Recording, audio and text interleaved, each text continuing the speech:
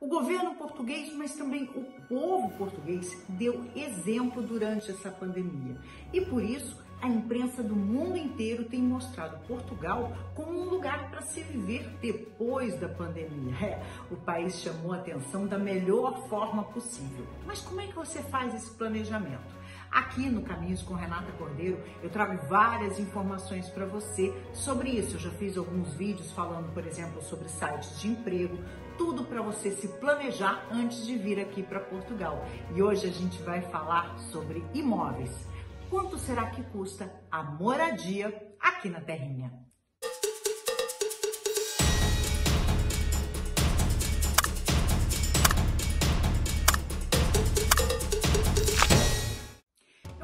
Mostrando alguns sites genéricos para você poder consultar e você saber quais são os sites que você deve entrar. Agora lembre-se, a diferença de valores é muito grande conforme o bairro que você pesquisa. A mesma coisa que acontece aí no Brasil. Se você mora no Rio de Janeiro, por exemplo, na frente da praia, na Vieira Soto, é um valor. Entrando em algumas ruas, vai diminuindo o valor. E se você for para um bairro como, por exemplo, Jacarepaguá, o valor é bem mais baixo. Então, isso acontece também aqui em Portugal. Eu vou te mostrar alguns sites para você fazer aí, começar a entrar, fazer sua pesquisa e as suas comparações.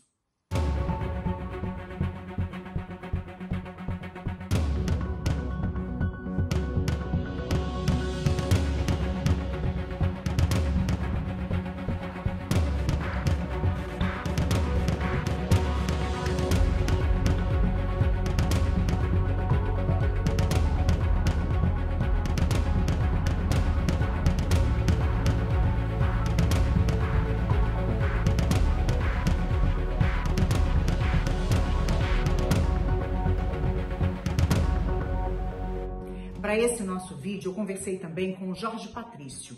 Ele já morou no Brasil, o que facilita às vezes o caminho, porque ele sabe como é que é a nossa vida, a nossa linguagem. E mais do que isso, ele tem uma imobiliária aqui em Portugal e conhece muito das leis, dessa mudança toda da lei de inquilinato, da lei de proprietários. E é ele quem vai contar um pouco para a gente sobre imóveis aqui em Portugal. Sobre o mercado de aluguel, desde que houve a questão, rapidamente, desde que houve a questão do Covid, houve uma paragem do turismo aqui em Portugal, porque a maioria dos turistas em Portugal são turistas que vêm por avião, ok? Então há uma quebra em termos de procura e de ocupação de alojamento local do Airbnb. Isso faz com que haja um conjunto de proprietários do Airbnb com imóveis disponíveis próximo do centro de Lisboa e do Porto, que não têm ocupação de turistas e alguns estão ou a transformar o negócio de alojamento local Airbnb em negócio de aluguel de média e longa duração. Preços de longa duração vão baixar, porque começa o mercado a ficar com mais disponibilidade de imóveis para aluguel, principalmente nas zonas do centro de Lisboa ou próximas do centro de Lisboa e Porto. Okay? O que é que isso se pode traduzir? Numa quebra de preço de aluguel, que pode ser, dependendo da área geográfica do bairro, pode ser entre 10% a 20%. Agora, tirando Porto, que é uma cidade muito turística, e Lisboa, que também é muito turística, as outras cidades menores devem sofrer menos impacto da pandemia, não? As cidades que são satélite de Lisboa e Porto também têm essa quebra, porque sendo satélite estão próximas e o preço da cidade, dentro da cidade, dentro do centro da cidade reduzindo, significa que as cidades periféricas próximas ou reduzem o preço ou perdem os clientes que normalmente alugam próximo. O mercado das cidades mais no litoral, também o Algarve também tem um fenómeno semelhante, porque o turista reduz e significa que há uma quebra de preço, mas tudo o resto há uma tendência de redução que não se nota ainda quando nós vamos ver os anúncios publicados online, porque o proprietário, como é óbvio, tenta ser resistente a essa redução, mas a verdade é que no momento do fecho vai estar receptivo a essa redução. Isto no mercado de aluguel. No mercado de compra, o mercado de compra privado, não é no mercado empresarial, mas no mercado residencial,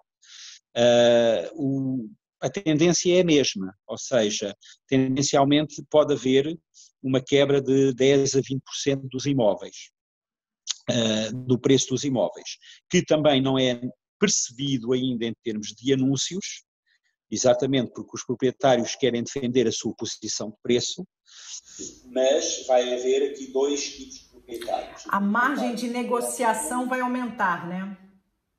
Vai.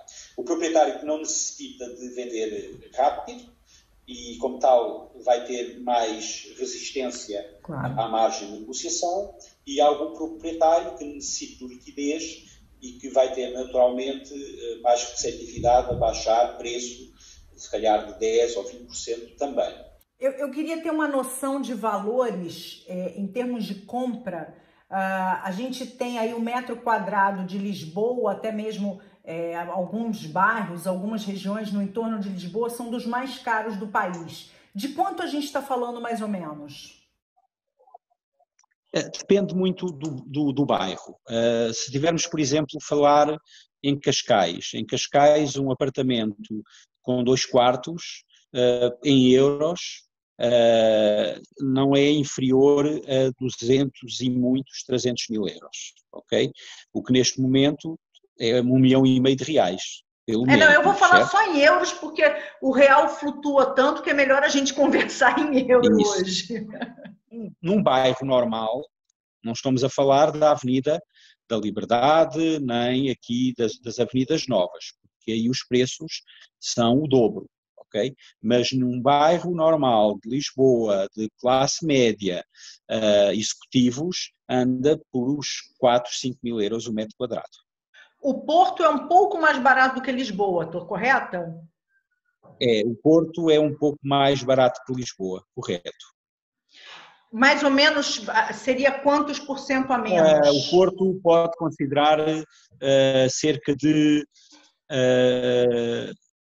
10 a 20% inferior a Lisboa.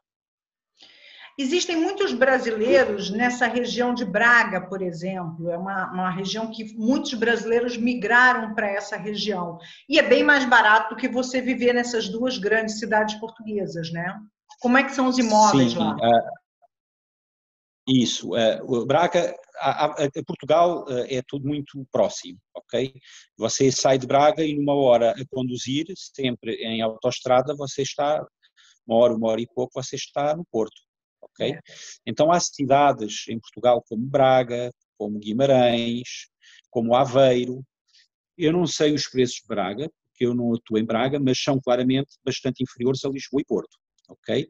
O que você consegue ter em Braga é um nível de vida, primeiro porque é uma cidade com menos trânsito, é uma cidade com níveis de custo de vida mais económicos em termos de restauração, em termos de bares. É uma restauração, deixa eu só explicar isso para os brasileiros, Jorge. Restauração é restaurante, porque para o brasileiro restauração é você reformar alguma coisa, não você restauração é reformar, é restaurante. Então, em termos de restaurante, em termos de bares, Braga tem um custo de vida inferior a Lisboa. Outra cidade mesmo próxima de Braga é Guimarães, okay? Que é próxima e é mesmo também uma cidade com monumentos, mas Braga, em termos de faculdades, tem mais faculdades de outras áreas de ciências para os estudantes e para os mestrados. Depois, próximo também do Porto, próximo a uma hora de carro, Aveiro, há também muito brasileiro na área de Aveiro e Águeda, que são próximas, porque Aveiro tem faculdades de engenharia, tem faculdades de ciências e tem praia. Okay? Aveiro é considerada a Veneza portuguesa. Nós dizemos que é a Veneza de Portugal, exatamente. É a Veneza de Portugal. Depois há outras cidades próximas do Porto, como Póvoa do Varzim, como Espinho. Espinho também tem praia, e que essa ainda é mais próxima, essa é meia hora do Porto. Okay? Então é fácil vindo viver para Portugal, é fácil nessas cidades, em meia hora, estar no Porto, e são cidades que têm shoppings, que têm vida cultural, que têm vida universitária, ou seja, são cidades citadinas, com um nível como qualquer outra cidade aqui na Europa, ok? Agora, Aqui, Jorge... próximo de Lisboa, também há cidades desse género. Aqui próximo de Lisboa, há cidades que ficam próximas de Lisboa, a 1 hora de carro, como Setúbal, que é uma cidade que tem praia. Praias lindas. Exatamente, aquela área de Setúbal, de Troia, são próximas de Sesimbra, que são praias que mistura a parte de vegetação com praia, tem água tipo as Maldivas, água assim meio verde, assim aquela tonalidade azul turquesa, ok? Então há aqui Cascais, que fica também a 30 minutos de Lisboa, você conhece bem, Estoril, a Sintra, que tem aqueles monumentos espetaculares. Mas é interessante que agora, quando começa a vir para a região de Cascais é mais caro, quando vai para a região de Setúbal é um pouco mais barato, não é isso? Isso, porque a região de Cascais é considerada a região de elite em termos de poder de compra da Grande Lisboa, ok? Quando você se começa a aproximar Oeiras, Estoril, Cascais, os preços sobem. Deixa eu te perguntar uma coisa, Jorge, uma coisa que é uma sensação minha. Quando eu vim morar em Cascais, eu consegui financiamento e me parece que alguns amigos que têm tentado financiamento hoje em dia têm tido mais dificuldades, apesar de terem maior patrimônio do que eu, condições financeiras melhores do que eu tinha e que eu tenho, estão com mais dificuldades para conseguir valores como o que eu peguei, por exemplo. É uma impressão minha ou isso é uma questão real? Mas pelo que eu sei, você tem cartão de cidadão português, certo? Tenho. Faz diferença, então? Faz. Porquê é que faz diferença? Quando você tem um cartão de cidadão português, para a Fazenda e para os bancos, supostamente, se você não pagar, é uma portuguesa e eles têm como ir atrás do seu património. Entendo. Ok? Enquanto se for um cidadão estrangeiro, não há garantias. Ele não é do país, não tem um registro de cidadão português e, como tal, pode haver dificuldades em ir atrás do património, porque o património está no país dele, ok? Se bem que eu não tenho patrimônio, quer dizer, o único patrimônio que eu tenho foi exatamente o que eu comprei com esse financiamento, então é estranho. Isso não, mas mesmo... você não tem património, mas com certeza que apresentou rendas, ou seja, apresentou capacidade de honrar. Nós aqui chamamos de receitas, mas de honrar fruto da renda mensal que você oferia, que você receberia, certo? Em relação a financiamento, faz diferença também quando é um estrangeiro mais europeu? Um estrangeiro mais europeu ou um estrangeiro Brasil, do ponto de vista de risco, é igual, porque não é cidadão português. O que normalmente é exigido o banco, porque isso é uma análise bancária, é a capacidade daquele cidadão honrar o empréstimo que está a tomar. Porque no passado, em 2010, 12, quando houve a última crise, os bancos, 14, 15, aqueles 3, 4 anos, os bancos ficaram cheios de imóveis, porque quem pediu empréstimo não conseguiu pagar o crédito e o banco ficou com os imóveis e durante uns anos eles não se vendiam, porque houve crise global aqui em Portugal, não é?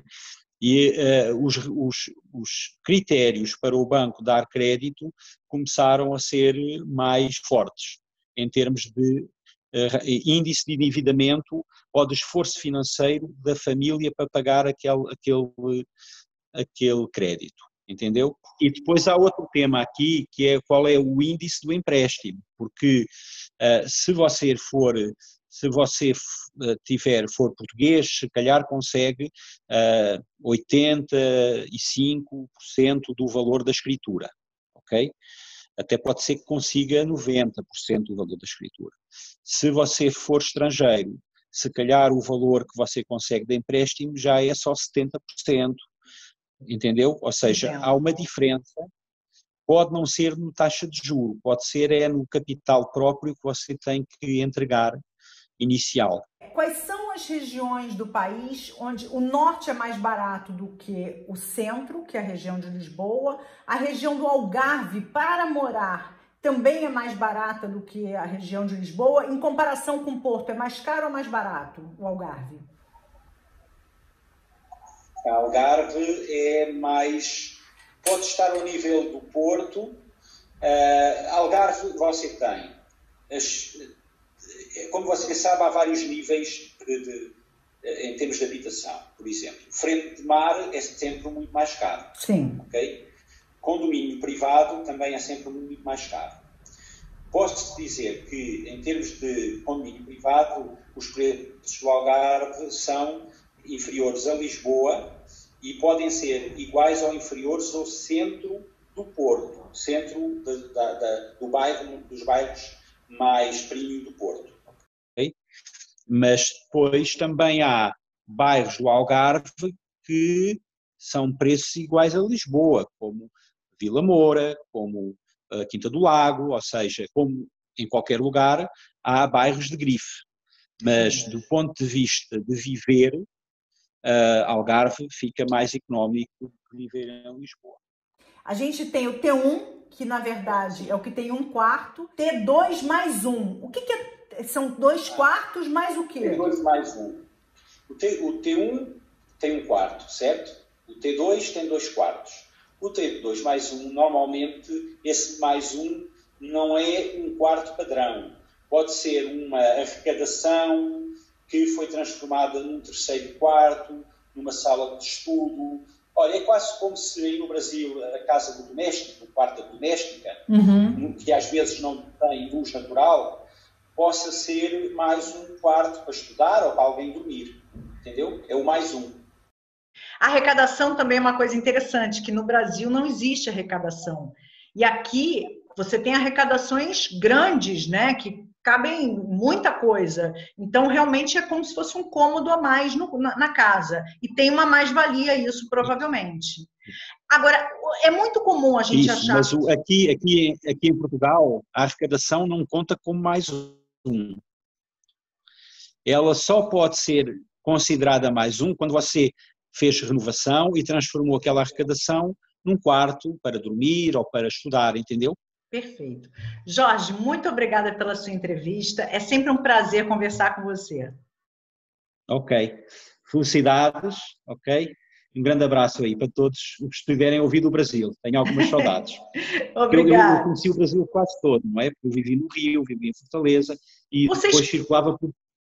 Vocês normalmente, estrangeiros, conhecem melhor o Brasil do que os brasileiros. Deixa eu ver. Muito obrigada, um beijo. Eu só não conheço o Acre e mais 2 ou 3 estados, o resto conheço. Ih, eu não conheço um monte. Tchau. Tchau. E aí, já vai começar as suas pesquisas? Eu espero que sim. Se você quer morar aqui em Portugal, se você quer investir ou simplesmente passear, já sabe, aqui no Caminhos com Renata Cordeiro tem todas as dicas para você.